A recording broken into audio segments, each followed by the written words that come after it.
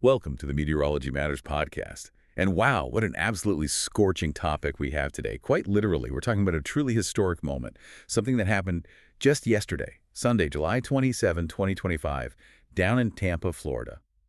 For the very first time in recorded history, the city officially hit 100 degrees Fahrenheit. That's right. A milestone nobody really wanted to see, but meteorologically incredibly significant. Exactly. Now, you might be thinking, okay, Florida in July, it's always hot, right? Sounds kind of normal. But here's where it gets really interesting and why we're diving deep today. We're going to unpack why this specific 100-degree reading is such a massive deal for Tampa and really for the whole Florida peninsula. We'll look at what caused it, the mechanics behind it, and what it tells us about bigger weather patterns, maybe even climate change, and how it affects our daily lives. Ready to unravel this with me? Absolutely. There's a lot to unpack here. It's more than just a number on a thermometer. It's a story about geography, atmosphere, and, well, changing times. Okay, let's start by just letting that sink in. This record, it's not just like a new high for the day. This is the all-time high, a mark that in over a century, 135 years of keeping track, Tampa had never reached before. Never. Think about that. All the heat waves, all the summer since 1890, nothing officially hit 100 until yesterday. So the specifics. Yesterday, Sunday, July 27, 2025, the time was 4:30 p.m., and the thermometer at the official site read 100 degrees Fahrenheit. And that just smashed the previous all-time record. That was 99 degrees, set back on June 26, 2020. Which felt extreme at the time, but yesterday just pushed past it. It did. And you mentioned the official site. This measurement was taken at the airport, right? That's where Yeah. the National Weather Service office is, down in Ruskin. Correct. That's the standard for official records. But it makes you wonder, in the really built-up parts of Tampa, downtown, with all the concrete and asphalt, it wouldn't be surprising if it's even hotter there, right? Oh, almost certainly. Urban heat islands are a real phenomenon. Those areas absorb and radiate heat much more effectively. So yeah, 100 at the airport likely means several degrees hotter in some neighborhoods. Okay, so the air hits 100, but maybe even more shocking, or at least just as bad, was the feels-like temperature, the heat index.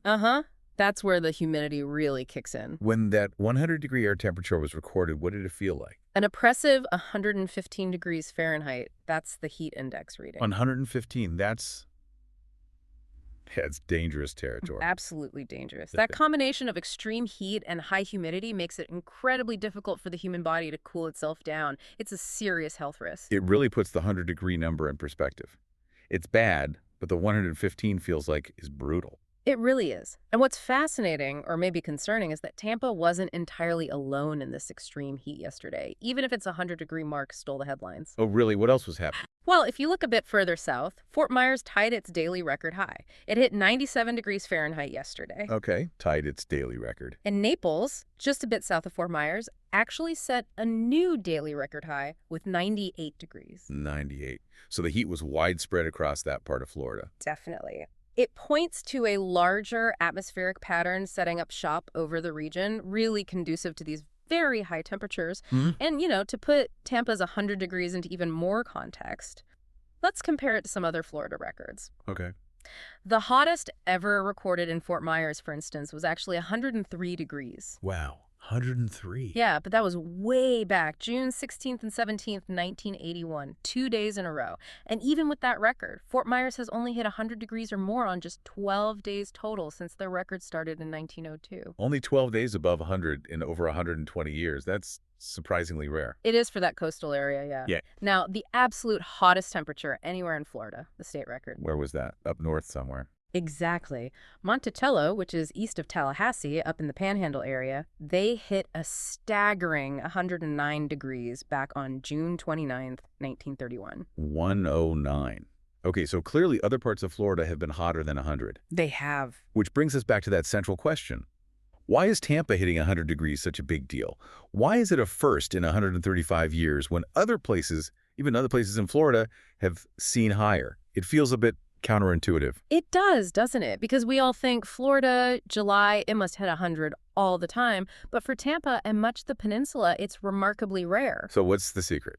Why the difference? It really comes down to Florida's unique geography, particularly the peninsula. How so? Well, think about it.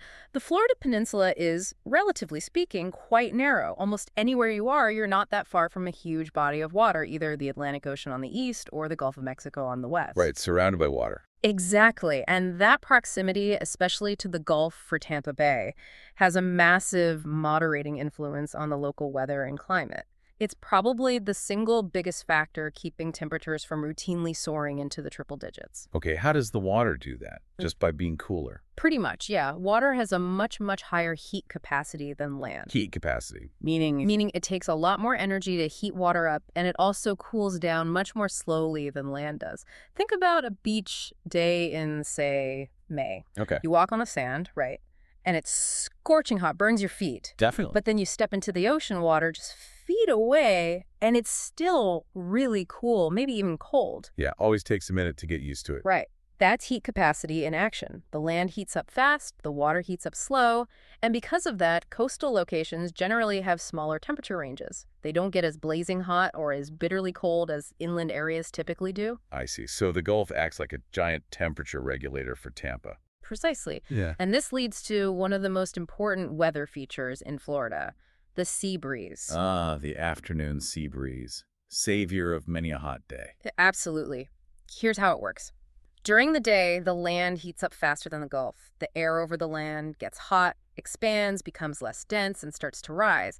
This creates slightly lower pressure over the land. Okay. Nature doesn't like pressure differences, so the cooler, denser air sitting over the relatively cooler Gulf water rushes inland to fill that lower pressure area. That's your sea breeze. So it's literally the ocean breathing cool air onto the land. Kind of, yeah. And it's not just cooler air, it brings moisture with it, too. As that moist air moves inland and gets heated by the hot land, it also starts to rise, forms clouds. And then the famous Florida afternoon thunderstorm. Exactly. Those pop-up storms are classic sea breeze storms. They provide shade, obviously, but the rain itself also cools the air, and there's even cooling from evaporation after the rain stops. It's a natural air conditioner. So normally the sea breeze kicks in, maybe triggers a storm, and keeps things from getting too crazy hot, like hitting 100. That's the typical pattern, yes. It usually prevents temperatures from soaring much past the mid-90s along the immediate coast and slightly inland. Okay, but then there's humidity. Florida's famous for it. You said the heat index was 115 yesterday.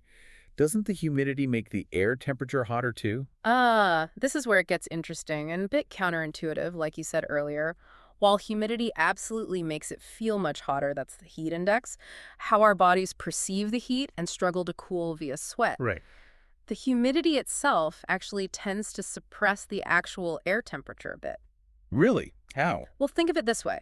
It takes more energy to heat up moist air than dry air. Water vapor absorbs some of that heat energy.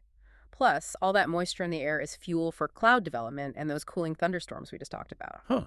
So the same thing that makes it feel miserable also usually stops the thermometer itself from hitting 100. In coastal Florida, generally, yes. It creates these very humid conditions that, paradoxically, tend to cap the actual air temperature somewhere around 95 degrees Fahrenheit in central Florida, even while the heat index is soaring well above 100. Wow. Okay.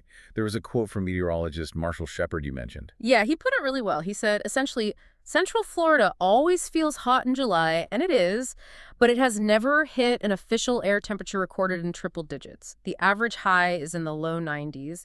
Temperatures rarely exceed 95 degrees F, but the humidity can certainly elevate the feels like apparent temperature or heat index above 100 degrees F. That perfectly sums it up. It feels like 100 plus F, Yeah. but the actual thermometer usually stops short.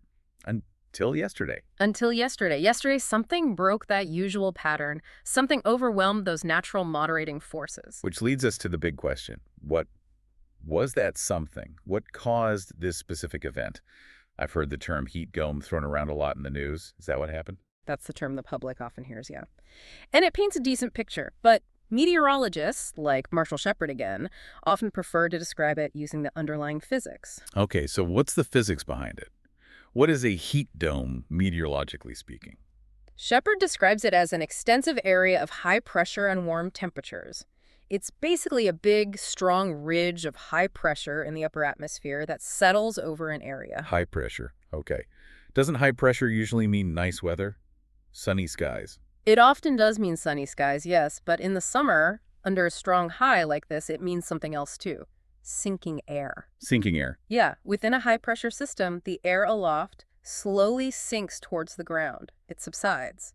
And as that air sinks, it gets compressed by the weight of the air above it. Compressed, like pumping up a bike tire. It gets hot. Exactly like that. That's called adiabatic compression. As the air sinks and gets compressed, it warms up significantly. Even without the sun, the sinking itself heats the air column. Wow. So the air is heating up from above as well as from the sun below. Precisely.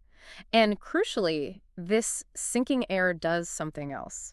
It suppresses rising air motion. And rising air is needed for? Clouds and rain, thunderstorms, remember our natural air conditioner? Right. The sea breeze storms. If you have large-scale sinking air due to this high-pressure dome, it puts a lid on convection. It makes it much harder for those cooling afternoon thunderstorms to develop and pop up. Ah, I see. So you lose the clouds, you lose the rain, you lose that cooling effect, and the sinking air itself is warming things up. You got it. It's a setup for extreme heat.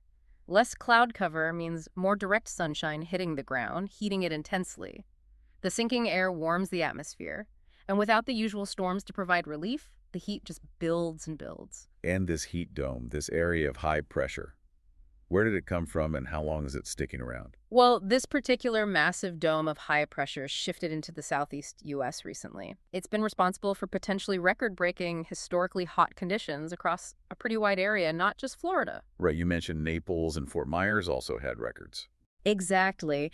And we've seen extreme heat warnings posted today, Monday the 28th, for parts of the Carolinas, Georgia, and northern Florida, too. So it's a big system. Is it moving out soon?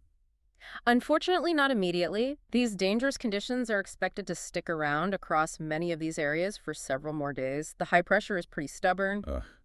So no relief in sight for a bit. The forecast suggests we might start to see it lift or shift towards the end of the work week. Relief isn't really expected until maybe Friday. Friday. That's a long stretch of this kind of heat. It is. There's a cold front forecast to try and slowly push into the region by then. That should bring not just somewhat cooler temperatures, hopefully, but also, importantly, an increased chance of rain. Finally. Some rain would be welcome, I bet. Definitely. But until then, this high-pressure dome is just going to sit and bake the region. Okay, so we have this large-scale heat dome. But you also hinted that maybe some local factors in Tampa Bay might have made things even worse, kind of preconditioned the area for this record. Yes, absolutely. This record didn't just happen in a vacuum. Tampa Bay has actually been running unusually warm all year, consistently above average. It's like the stage was already set. How so? What specific local conditions played a role? Well, a huge factor was how incredibly dry it's been recently. Looking back at May, just last month, May 2024 was not only record-breaking hot for Tampa Bay, it was also exceptionally dry. Record hot and dry. Yeah. Rainfall was way down. Only about 1 inch of rain fell the entire month compared to a normal average of around 3 inches. So just about a third of the usual rainfall. Wow, that's a big deficit. It is. And think about what that means. Without that usual rain, the ground gets parched. There's less moisture for evaporation, which is a cooling process. The soil just gets baked by the sun. Like turning the ground into a hot plate. Pretty much. And without those typical cooling summer storms firing up because of the dryness and other factors, there was just very little natural relief. The heat could build day after day. And you mentioned May was record hot, too. Not just dry. Hottest May on record for both St. Petersburg and Tampa, yes. By how much? St. Pete was about 4.5 degrees Fahrenheit above its normal average May temperature. Tampa was about 3.5 degrees above its normal. Even Plant City, a bit inland, had its warmest May ever. These are significant departures. And it wasn't just daytime highs pushing that average up. No, that's a key point. Nighttime temperatures were also unusually high. When it doesn't cool down much overnight, the next day starts from a much warmer baseline. The heat accumulates more easily. It dramatically boosts the overall average temperature, even if the daytime peak isn't that much higher some days. Right. Less relief overnight means the heat just compounds. Exactly. So dry ground, warm nights. What about those missing thunderstorms? Why were they so scarce leading up to this? A major player there is often the position and strength of the Bermuda High. The Bermuda High. I've heard of that. It's that big high-pressure system out in the Atlantic, right? That's the one. It's a semi-permanent feature, but its exact position and strength varies, and that has a huge impact on Florida's weather, especially our summer wind patterns and thunderstorm activity. How does it affect the storms? Depending on where it sits, it can steer dry air over Florida, or block the flow of moisture needed for storms, or change the wind patterns so the sea breeze doesn't set up properly. Its position last year was a big reason why summer storms were often absent then, too. So it's influencing things again this year. It seems to be a factor, yes.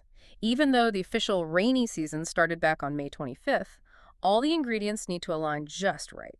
You need warm enough Gulf water, enough moisture in the air, and the Bermuda High in a favorable spot to get those consistent, widespread daily storms going. And they haven't aligned yet. Not consistently enough.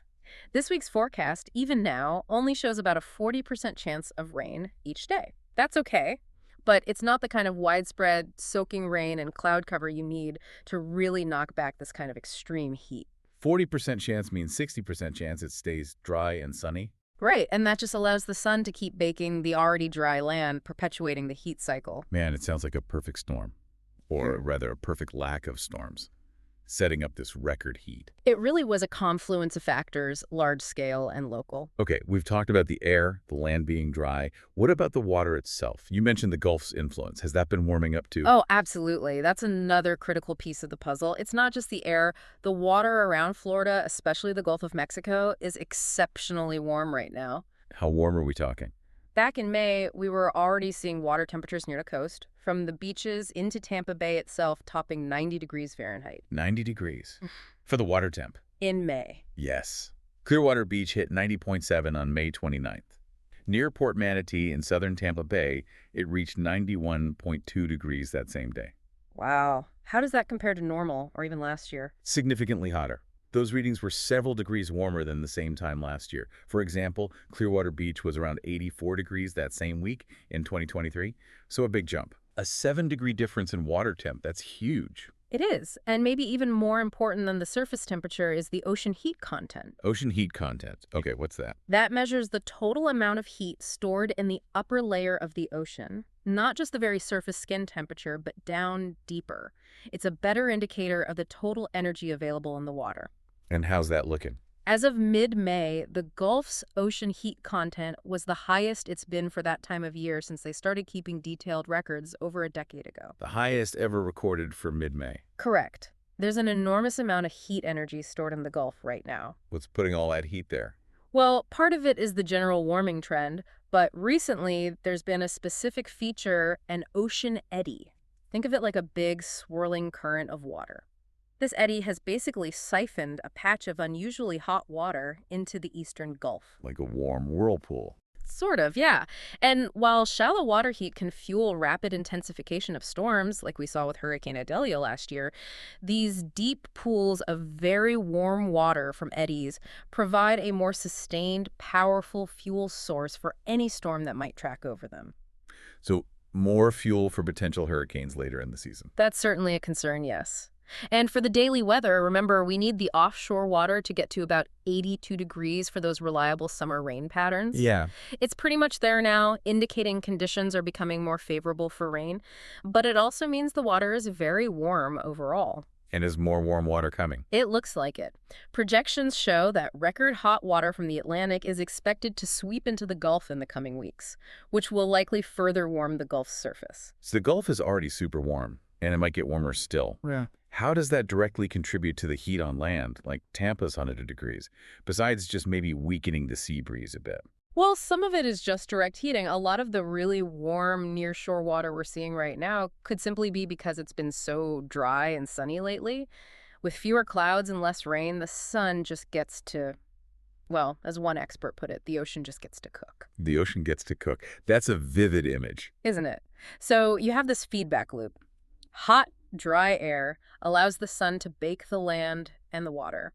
The warm water then makes the air more humid and potentially warmer and might not provide as strong a cooling sea breeze. It all works together. It really paints a picture of how all these elements, the atmosphere, the land, the ocean, were aligned perfectly or perhaps imperfectly from our perspective to create this record event. Precisely. So zooming out now, we've got the specifics of this event, the heat dome, the local factors, the warm Gulf. What does this all mean for the bigger picture?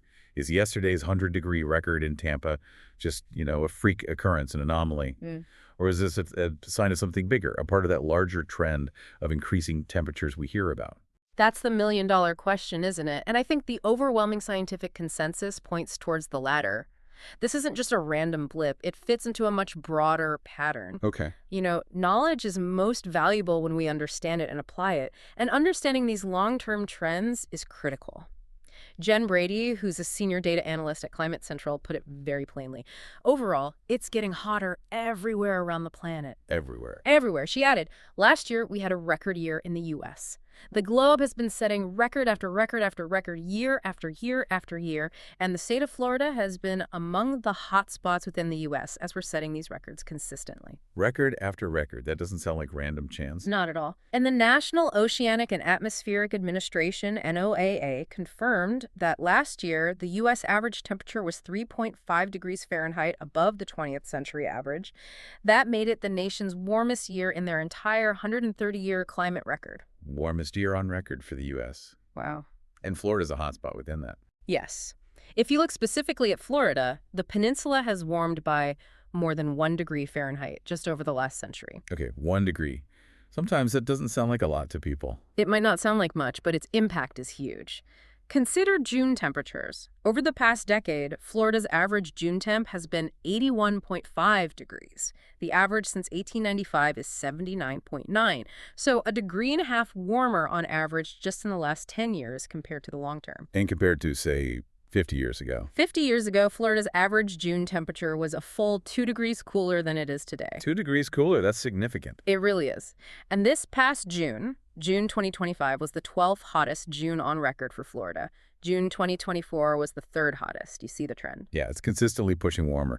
What about Tampa specifically? Same story. Tampa's average June temperature over the last 10 years is 83.7 degrees. The average since 1890 is 81.3. So almost 2.5 degrees warmer on average in recent Junes compared to the long haul. Sarasota shows similar increases too. So Jen Brady said even small temperature differences matter. Exactly. She said even though they sound small, they can make a big difference in our way of life. How so? What kind of differences? Higher energy bills, obviously, as AC use goes up. Impacts on agriculture, stunted plant growth, changes in ecosystems. And paradoxically, sometimes even more intense rainfall when storms do happen because warmer air can hold more moisture, leading to heavier downpours. Right, more energy in the system. So what's driving this long-term warming trend? Is it just natural cycles? The scientific consensus is overwhelmingly clear on this. It's primarily driven by human activities, specifically the increase in greenhouse gases in the atmosphere. Like carbon dioxide? Carbon dioxide is the main one, yeah. Since the start of the Industrial Revolution in the late 1700s, human activities have increased the amount of CO2 in the air by about 40%. We've also increased other heat-trapping gases like methane and nitrous oxide. And where do these come from? Mostly from burning fossil fuels, coal, oil, and natural gas for things like transportation, generating electricity, and industrial processes. These gases act like a blanket around the Earth, trapping heat that would otherwise escape into space, and that's accelerating global warming. And the oceans are involved too, right? You mentioned the warm Gulf. Hugely involved. The oceans have absorbed something like 90% of the excess heat trapped by these greenhouse gases. That's why sea surface temperatures are rising globally, and why we see extreme examples like parts of the Gulf getting into the 90s, or even that potential record of 101.1 degrees in Manatee Bay last year, basically hot tub temperatures. 101 degrees for seawater. Astonishing, isn't it? And of course, those warmer ocean temperatures also provide more fuel for hurricanes, which is a major concern for Florida. So yes, Tampa hitting 100 yesterday. While it was caused by specific weather patterns, it happened against the backdrop of this long-term human-caused warming trend that makes such extremes more likely. Okay, that puts it into a very sobering context. Which brings us really to the most immediate concern. Here's where it gets really personal, I think. Beyond the records, beyond the science. What does this kind of extreme heat actually mean for people, for us living here or visiting? What are the real-world impacts? This is maybe the most important part of the conversation, linking the meteorology to human health and safety. Because, as Jen Brady put it so starkly, heat is the biggest killer of all the weather phenomena. Bigger than hurricanes, tornadoes, floods? Statistically, yes. The National Weather Service confirms it on their website. Heat is the leading weather-related killer in the United States, resulting in hundreds of fatalities each year. It's a silent killer, often underestimated because it's not as visually dramatic. Hundreds of deaths every year just from heat. Yes. And beyond fatalities, it causes a huge range of health problems. Higher temperatures, especially with high humidity like we had yesterday with that 115 heat index, can cause heat stroke, which is a life-threatening emergency, and severe dehydration. What else does it do to the body? It puts immense strain on your cardiovascular system, your heart, and your nervous system as your body fights desperately to cool down. It can worsen existing conditions too, especially lung diseases like asthma or COPD. Breathing that hot, humid, often polluted air is incredibly difficult for people with respiratory issues. And exertion makes it worse, obviously. Massively worse. Even mild exertion can lead to heat cramps, then heat exhaustion, and ultimately heat stroke if you don't cool down and rehydrate. Are some people more at risk than others? Definitely. Certain groups are much more vulnerable. Young children and infants, their bodies can't regulate temperature as well. Older adults, same thing. Plus, they might have underlying health conditions or not sense the heat as acutely. People with chronic medical conditions, heart disease, diabetes, kidney problems, pregnant people are also at higher risk. So basically, anyone whose body is already under stress or less able to adapt. Exactly. And the official warnings usually say that a heat index over 110 degrees Fahrenheit, like we saw yesterday, is dangerous for anyone who doesn't have access to good cooling and plenty of fluids. It's not just the vulnerable groups at that level, it's potentially dangerous for everyone. That's why officials were opening cooling centers in places like the Carolinas recently. Precisely. They recommend people find air-conditioned spaces, wear loose, light clothing, drink lots of water even if you don't feel thirsty, and crucially, avoid being outdoors and doing strenuous activity during the hottest part of the day, usually the afternoon. Common sense advice, but absolutely vital in these conditions. And looking ahead, you mentioned Florida might see many more days above 95 degrees in the future. Yeah, the projections are quite concerning. Some studies suggest that by late this century, say 70 years from now, most of Florida could experience between 45 and 90 days per year with temperatures above 95 degrees Fahrenheit. 45 to 90 days, compared to less than 15 now. Yes. Think about that, potentially 1 to 3 months of that kind of heat being the norm each year.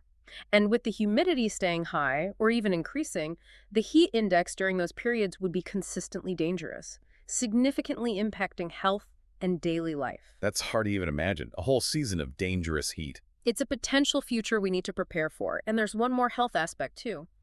Air quality. How does heat affect air quality? Warmer air can actually increase the formation of ground-level ozone. That's the main ingredient in smog. Ozone irritates the lungs, worsens asthma and other lung diseases, and is linked to an increased risk of premature death from heart or lung problems.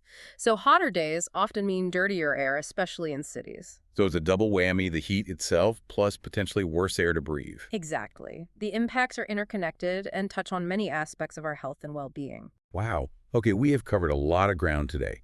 We've gone from Tampa's specific, historic 100-degree record, breaking down why it's so unusual for the Florida peninsula, the sea breezes, the humidity paradox. We explored the mechanics of that persistent heat dome, the sinking air, the lack of storms. Right, and the local factors too, the preceding dryness, the record warm May, the warm nights, the influence of the Bermuda High. And the incredibly warm Gulf of Mexico, the high ocean heat content, that idea of the ocean cooking, and then connecting it all to the bigger picture, the undeniable long-term warming trends globally and here in Florida, driven by greenhouse gases.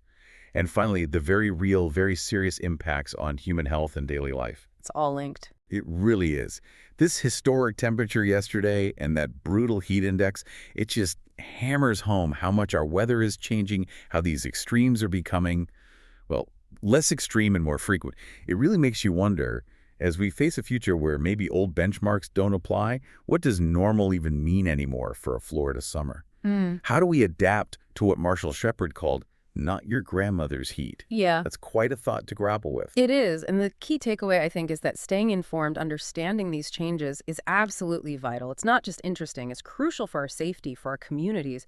We really need to be conscious of our friends, our neighbors, especially those who are more vulnerable, because heat is just so dangerous. It's a time to be alert and look out for each other. Really well said. Awareness and community are key. Thank you so much for breaking all of this down for us today. And thank you for joining us on the Meteorology Matters podcast. If you want more insights on weather phenomena like this, you can follow meteorologist Rob Jones on Instagram. His handle is meteorologist. On TikTok, you can find him at TV Meteorologist. And his YouTube channel, plus the Meteorology Matters podcast playlist, can be found by searching Rob Jones Hurricane. Lots of great information there. Until next time, stay curious and please stay safe out there.